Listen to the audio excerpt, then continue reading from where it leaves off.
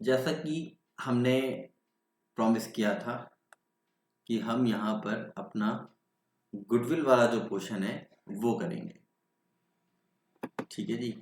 तो हम उसी को करने के लिए अब यहाँ पर आए हैं।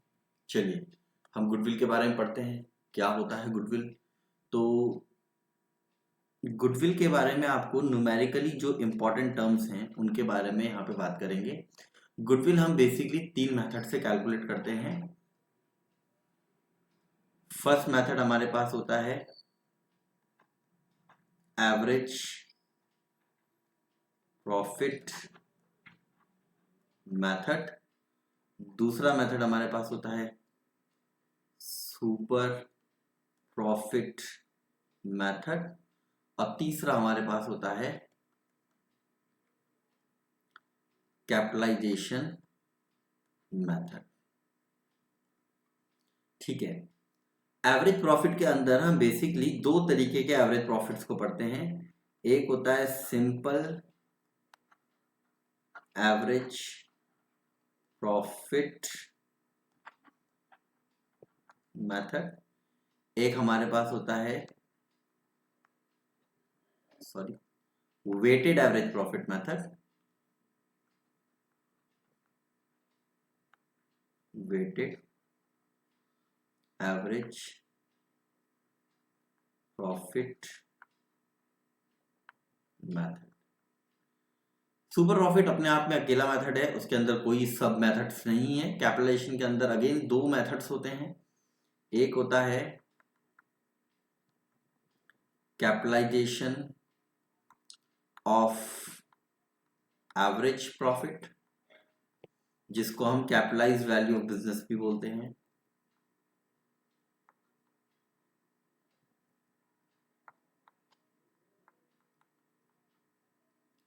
एक हमारे पास होता है कैपिटलाइजेशन ऑफ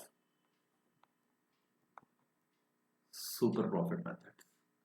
तो अब हमें यहां पे पता लगता है कि हमारे पास असल में 3 मेथड नहीं है, मेथड 3 है, ए बी सी, लेकिन उनके अंदर कुछ मेथड्स हैं, तो टोटल मिला के 5 तरीके के न्यूमेरिकल्स हमको यहाँ पर पढ़ने होते हैं, ठीक है जी। हमें कितने तरीके के न्यूमेरिकल्स पढ़ने हैं? 5 तरीके के। अभी 5 तरीके के न्यूमेरिकल्स कैसे करने हैं, हम लोग तो क्लास 12th को ही टारगेट कर रहे हैं ना, तो उससे ज़्यादा तो नहीं कर रहे हैं। तो फिर हमें क्या करना है, यहाँ पर सबसे पहले हम अपने पहले मेथड की बात करते हैं, जिसका नाम है एवरेज प्रॉफिट मेथड।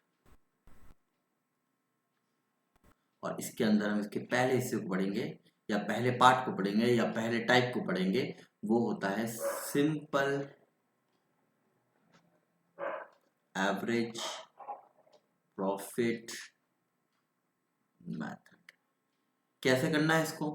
तो इसके लिए कुछ स्टेप्स हैं जो आपको फॉलो करने हैं। नंबर 1, सबसे पहले आपको अपने प्रॉफिट्स को एडजस्ट करना पड़ता है। तो आप असल में निकाल रहे हैं एडजस्टेड एवरेज प्रॉफिट। ये तो आपको हर जगह करना पड़ेगा, ये प्रॉफिट का एडजस्टमेंट जो है ये आपको हर जगह करना पड़ेगा। जब जब क्वेश्चन में एडजस्टमेंट होगी, एवरेज प्रॉफिट लिख दिया मैंने, पहले आपको अपना प्रॉफिट क्या करना पड़ेगा? एडजस्ट करना पड़ेगा, ठीक है जी। कैसे करेंगे आप एडजस्ट?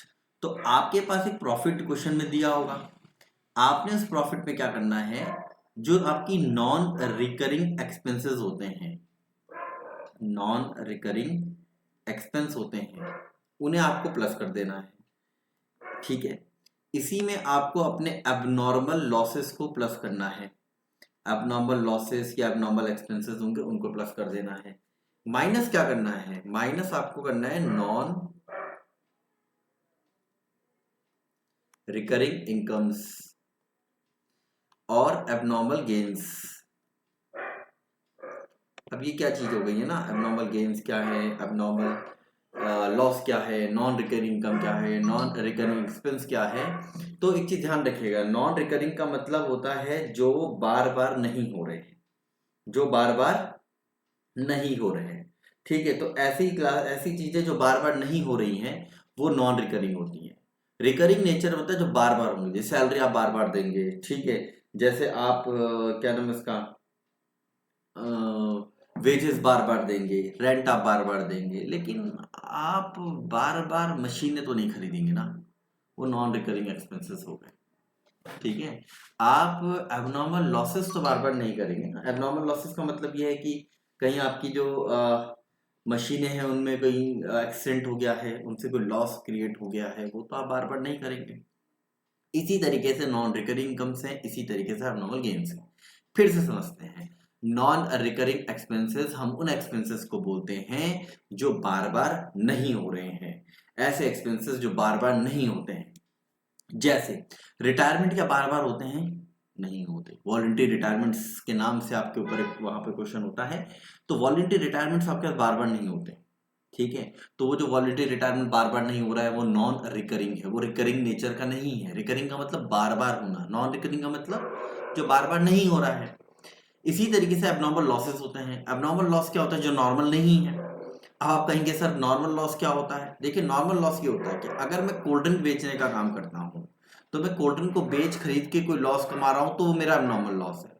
लेकिन मेरी मशीन में आग लग गई है, या मेरे फर्नीचर में आग लग गया है, मेरे स्टॉक में आग लग गया है, तो वो एबनॉर्मल लॉस है मेरा, वो मेरा नॉर्मल लॉस नहीं है फिर, क्योंकि एबनॉर्मल चीजें बार बार नहीं होंगी, नॉर्मल कोर्स ऑफ बिजनेस में नहीं होंगी।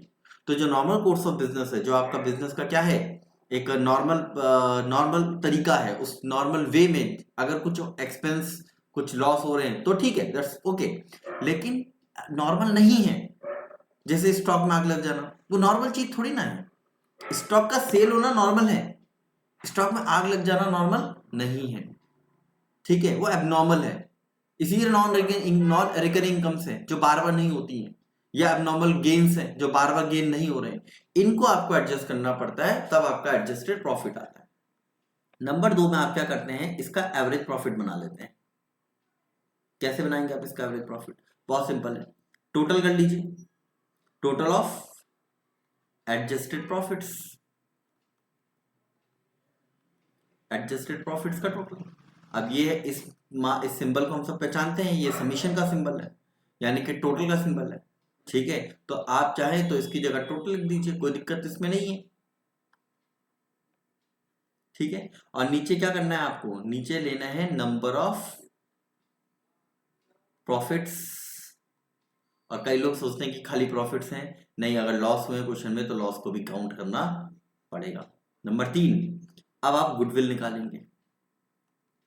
अब हम गुडविल को G/W करके लिखेंगे, और वो कैसे निकलेगा? वो निकलेगा बहुत ही सिंपल तरीके से, ये जो आपका एवरेज प्रॉफिट आया है, इस पे आप मल्टीप्लाई करेंगे नंबर ऑफ परचेजिंग ईयर्स। ये क्वेश्चन में गिवन होते हैं, माफ कीजिए मेरी हैंडराइटिंग थोड़ी खराब है, ठीक है। नंबर ऑफ परचेजिंग ईयर्स ये क्वेश्चन में गिवन होता है, ये स्टेप कर लीजिए, आपका सिंपल एवरेज प्रॉफिट आ जाएगा। कैसे? एक एग्जांपल देखते हैं, चलिए एग्जाम्पल देखते हैं। यहाँ पर मान लीजिए कि आपको कुछ प्रॉफिट दिए हैं, 2001 का प्रॉफिट दिया हुआ है 20,000, 2002 का प्रॉफिट दिया हुआ है 24,000, 2003 में आपको 15,000 रुपीज का एक लॉस दिया हुआ है, ठीक है। 2004 में आपको प्रॉफिट दिया है 46,000 का। फिर कुछ एडजस्टमेंट्स हैं, या कई बार तो इसके बगल में एडजस्टमेंट लिखे होंगे, जैसे इसमें लिखा होता है including abnormal loss of 10,000, इसी को बोल में देगा including abnormal gains of 4,000, इसके बगल में देगा after charging 30,000 फॉर एग्जाम्पल ले लेते हैं, for voluntary retirements, for retirements, ठीक है, किसी रिटायरमेंट के लिए कर दिया है। 46,000 में आप ले लेते हैं कि चलिए इसमें छोड़ देते हैं, इसे छोड़ देते हैं कि इसमें इतना कुछ नहीं करते। अब आपको क्या करना है, पहले प्रॉफिट एडजस्ट करने हैं, फिर इसमें एक चीज और लिखी होती है, कैलकुलेट गुडविल, ठीक है, on the basis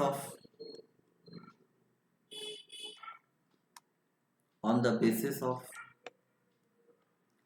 average profit of last 4 years,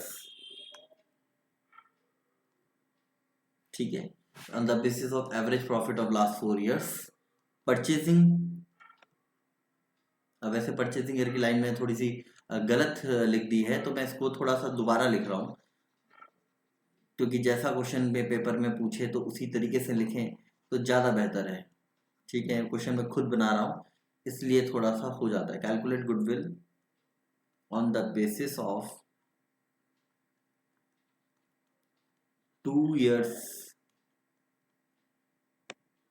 purchase of average profit of last 4 years, या 4 years खाली लिख देगा, 4 years, कोई लास्ट लगाने की जरूरत नहीं है, ठीक है। 4 years का एवरेज प्रॉफिट, इस क्वेश्चन को आप कैसे सॉल्व करेंगे इसके बारे में यहाँ पर बात है।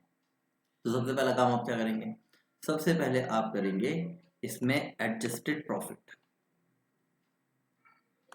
आप एडजस्टेड प्रॉफिट कैसे निकालेंगे, तो आप अपने प्रॉफिट्स में से जो आपके पास प्रॉफिट्स दिए हैं उनको लेंगे। आप पहले प्रॉफिट को देखिए 2001 के प्रॉफिट को, वो जो आपका 2001 का प्रॉफिट है वो 20,000 है, वो 20,000 है, लेकिन उस 20,000 में एबनॉर्मल लॉस इंक्लूडेड है। तो हमको क्या करना है, वापस उस एबनॉर्मल लॉस, इंक्लूडिंग का मतलब ये होता है कि उसने उसके ऊपर एबनॉर्मल लॉस चार्ज कर दिया है, वो 10,000 रुपये काट के बता रहा है आपको, तो हमने वो एबनॉर्मल लॉस क्या कर दिया, वापस ऐड कर दिया। एबनॉर्मल लॉस हमने क्या कर दिया, ऐड कर दिया, तो हमारा प्रॉफिट 30,000 हो गया। 2002 के प्रॉफिट में देखें तो वो 24,000 रुपीज का प्रॉफिट है, और उसमें एबनॉर्मल गेन है, तो हमें एबनॉर्मल गेन क्या करना पड़ता है, माइनस करना पड़ता है। तो मैंने एबनॉर्मल गेन इसमें से क्या कर दिया, माइनस कर दिया, तो ये 20,000 आ गया। फिर 2003 के प्रॉफिट की बात करें, पर वो तो क्वेश्चन में ऑलरेडी लॉस है 15,000 रुपीज का, वो कह रहा है ये रिटायरमेंट में चला गया, ये पैसा मैंने रिटायरमेंट में दे दिया 30,000, इसका मतलब इसको 30,000, ये रिटायरमेंट जो है वो नॉन रिकरिंग है और एक्सपेंस हो रहा है, तो नॉन रिकरिंग एक्सपेंस क्या होता है, प्लस होता है, इसलिए इसके ऊपर मैंने 30,000 ऐड कर दिया।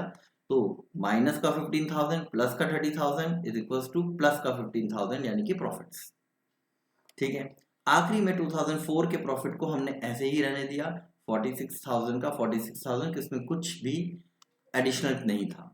इसका हमने क्या बनाया, एक टोटल प्रॉफिट बना लिया, हमने एक टोटल प्रॉफिट बना लिया 50 आपका 65 1,11,000 रुपीज आ गया। अब हमने इसका क्या बनाना है, इसका अब हमने बनाना है एवरेज प्रॉफिट। कैसे बनाएंगे आप एवरेज प्रॉफिट, तो बहुत सिंपल है, 1,1,1,0,0 डिवाइडेड बाय 1 2 3 4 ईयर्स का ये प्रॉफिट है। अब हमने इसको डिवाइड कर देना है, बस ये जो आपका 1,11,000 रुपीज आया, 1,11,000 ही आ रहा है ना, हाँ 1,11,000 ही आना चाहिए, 50,000 प्लस 61,000, ठीक है, 1,11,000 डिवाइडेड बाय 4, तो ये दे रहा है हमको 27,750। और अब मुझे अपनी गुडविल निकालनी है, जो पिछले 4 ईयर्स के एवरेज प्रॉफिट का 2 से मल्टीप्लाई है।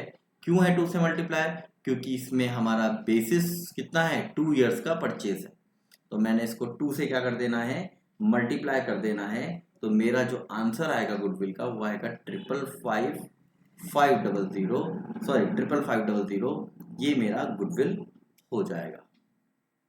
ये मेरा एवरेज प्रॉफिट मेथड, ठीक है। अब मैं इसी मेथड में आगे बढ़ते हुए एक दूसरे मेथड की बात करता हूं, जिसका नाम है वेटेड एवरेज प्रॉफिट मेथड। क्या इसमें कुछ अलग है, देखिए थोड़ा सा अलग है, क्योंकि पहली बात तो वो आपको एडजस्टेड प्रॉफिट जो है ना वो आपको निकालना ही पड़ेगा, उसके लिए आपके पास कोई ऑप्शन नहीं है। दूसरा आपको क्या करना पड़ेगा, एक वेटेड प्रॉफिट निकालना पड़ेगा। ये वेटेड प्रॉफिट कैसे निकलेगा, तो ये वेटेड प्रॉफिट निकलेगा जो आपका एडजस्टेड प्रॉफिट होगा, उस पे एक वेट क्वेश्चन में दिया होता है, वेट असाइन होता है, ठीक है, जो भी वेट असाइन किया होगा उसको मल्टीप्लाई कर देना। नंबर 3, आप इसका टोटल वेटेड कर लेना, और या टोटल वेट छोड़िए, सीधा वेटेड एवरेज प्रॉफिट की बात करते हैं। तो वेटेड एवरेज प्रॉफिट आप कैसे निकालेंगे? बहुत सिंपल तरीका है, ये जो आपका वेटेड प्रॉफिट आया है इसका टोटल कर लीजिए, total of weighted profits, divide कर दीजिए इसे टोटल ऑफ वेट से।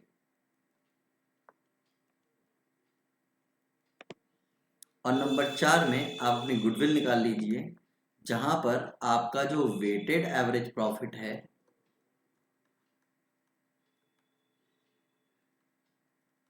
उसे मल्टीप्लाई कर दीजिए नंबर ऑफ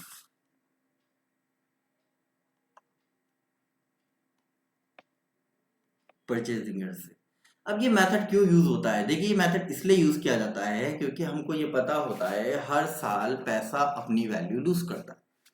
आपने जो 2001 में 1 लाख रुपीस का प्रॉफिट कमाया होगा, और जो आप 2024 में 10 लाख रुपीस का प्रॉफिट कमा रहे हैं, या आप ये कहें कि 2024 में भी आपने 1 लाख का प्रॉफिट कमाया है, और आपसे 10 इयर्स बैक यानी कि 2014 में भी आपने 1 लाख का प्रॉफिट कमाया था, क्या दोनों प्रॉफिट सेम वैल्यू रखते हैं? नहीं रखते, सेम वैल्यू नहीं रखते हैं। इसलिए हम प्रॉफिट्स को कुछ वेट असाइन करते हैं कि भाई ऐसा है, जो आपका आज का प्रॉफिट है उसका वेट तो 1 है क्योंकि वो 1 रुपए के बराबर ही है, लेकिन जो आपने 10 साल पहले कमाया था वो वेट 4 रखता है। यानी कि अगर हम ये कहें कि 2014 में मैंने 1 लाख रुपए का प्रॉफिट कमाया, और आज उसकी वैल्यू 4 लाख रुपीस है, तो इसका मतलब ये है कि मुझे 2014 को वेट 4 असाइन करना पड़ेगा ताकि वो आज के टर्म्स में आ जाए। तो हम क्या कर रहे हैं, इतने साल जो प्रॉफिट्स हमने कमाए होते हैं उनको अलाइन कर रहे हैं, या उनको हम किस में ला रहे हैं, एक तरीके से इक्विवेलेंट बना रहे हैं। किसके इक्विवेलेंट बना रहे हैं? करंट ईयर के प्रॉफिट के इक्विवेलेंट बना रहे हैं। उसी मेथड को हम वेटेड एवरेज प्रॉफिट मेथड कहते हैं। अब इसको कैसे करना है, इसका क्या क्वेश्चन आता होगा? तो सबसे पहली बात, एक एग्जांपल फिर से लेते हैं, यहाँ पर इसको रेड पेन से लिखते हैं। जैसे मान लेते हैं कि ये आपको देता है 2021 का प्रॉफिट, 2022 का प्रॉफिट, 2023 का प्रॉफिट एंड 2024 का प्रॉफिट।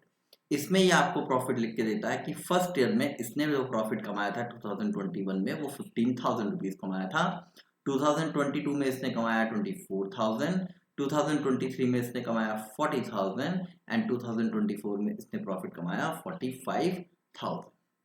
ठीक है जी, ये हमारे प्रॉफिट्स हो जाते हैं। अब इनमें कुछ एडजस्टमेंट्स हैं तो ब्रैकेट के अंदर होंगी, जैसे इसमें लिखा होगा एक्सक्लूडिंग इंश्योरेंस, हाँ excluding insurance premium of rupees 5,000। इसमें लिख दिया उसने तीसरे वाले में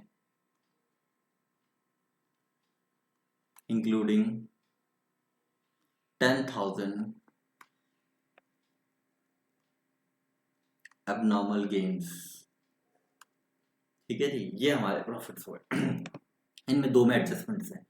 अभी डेप्रिसिएशन की एडजस्टमेंट होती है, मैं उन्हें न्यूमेरिकल्स वाला क्वेश्चन जो कराऊंगा ना तब कराऊंगा। अभी आज तो मैं सिर्फ आपको ओवरव्यू दे रहा हूँ, एक फॉर्मूला बेस बता रहा हूँ, डिटेल में मैं नहीं जा रहा हूँ। डिटेल में मैं एक न्यूमेरिकल का अलग से एक वीडियो बनाऊंगा जिसमें सिर्फ गुडविल के न्यूमेरिकल्स होंगे, जो आपको मैं शायद 2-3 दिन में आपको प्रोवाइड करा दूंगा, वो देखिएगा। ठीक है, उससे आपका गुडविल के बाकी जो बड़े क्वेश्चंस हैं जिनमें डेप्रिसिएशन का ट्रीटमेंट होता है वो हो जाएगा।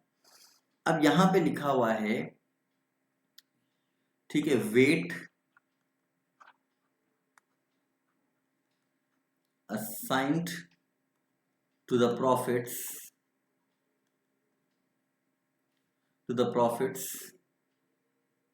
for the year 2021, 2022, 2023 and 2024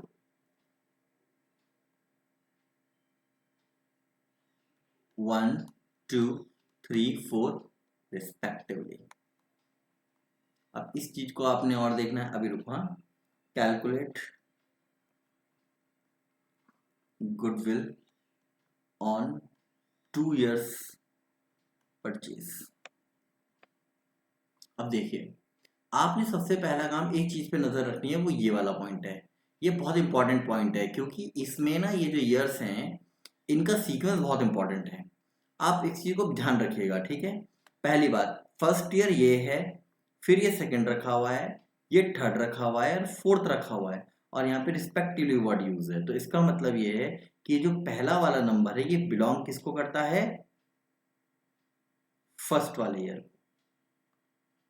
दूसरी बात, ये जो सेकंड वाला नंबर है ये किसको बिलोंग करता है, 2022 को। इसी तरीके से ये जो आपका थर्ड नंबर है ये किसको बिलोंग करता है, 2023 को। और इसी तरीके से ये जो आपका फोर्थ वाला है ये किसको बिलोंग करता है, 2024 को, रिस्पेक्टिवली वर्ड होने के कारण।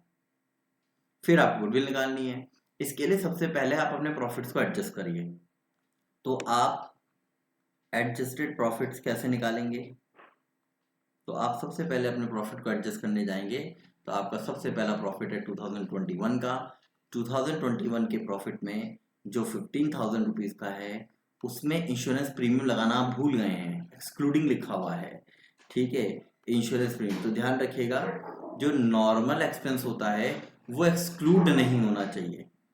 इंश्योरेंस एक नॉर्मल एक्सपेंस है, वो हर साल जाएगा, तो उसका एक्सक्लूड होना नहीं है, वो इंक्लूड होना चाहिए, ठीक है। अगर वो इंक्लूड है तो उसको कुछ मत करना। एबनॉर्मल लॉस एक्सक्लूड है, कुछ मत करना। नॉर्मल लॉस इंक्लूड है, कुछ मत करना, ना प्लस ना माइनस। लेकिन अगर वो नॉर्मल वाला क्या हो रखा है, एक्सक्लूड हो रखा है, यानी कि वो नॉर्मल को लगाना भूल गया, तो आप माइनस कर देना, बोलना असली प्रॉफिट तो 10,000 है हमारा, ठीक है। 2022 के प्रॉफिट में कुछ नहीं कहा, उसको जैसा है वैसे ही लिख देना। कितने रुपए बताया था मैंने, 24,000। 2023 के प्रॉफिट में यानी कि 40,000 के प्रॉफिट में एबनॉर्मल गेन है। एबनॉर्मल गेन है, एबनॉर्मल लॉस है। देखिए मैंने क्या लिखा है, सॉरी स्क्रीन थोड़ा रुक रही होगी। एबनॉर्मल गेन है 10,000 का। एबनॉर्मल गेन तो माइनस होता है 30,000। एंड 2024 का हमारा जो प्रॉफिट है, जिसको हम कितना बोल रहे हैं, 45,000 शायद, देखें जाके, मेरे को इतना कुछ याद नहीं रहा उसका, 45,000। अब हमने क्या करना है, हमारे प्रॉफिट्स आ गए, अब इनको लिख दो। ये ईयर का कॉलम बन गया आपका, यहाँ पे प्रॉफिट्स आ जाएंगे, यहाँ पर आपका आ जाएगा वेट, और यहाँ पर आपका आ जाएगा वेटेड प्रॉफिट, इसको मल्टीप्लाई करके, ठीक है। 2021 का प्रॉफिट कितना है, 10, उसका वेट कितना है 1, तो मल्टीप्लाई करके भी कितना आएगा 10। 2022 कितना प्रॉफिट है, 24,000, इसका वेट कितना है 2, कितना आएगा 48,000। 2023 प्रॉफिट कितना है 30,000, वेट कितना है 3, कितना आएगा 90,000। 2024 45,000, वेट 4, 1,90,000। इसका टोटल 10, इसका टोटल आएगा 270 और 50 320, 328। और अब हम यहाँ पर निकालेंगे अपना वेटेड एवरेज प्रॉफिट, और वो कैसे निकलेगा, बहुत सिंपल है। आप अपने टोटल वेटेड प्रॉफिट को लेंगे जो 328 है, और नीचे वेट को लेंगे जो 10 है, 32800।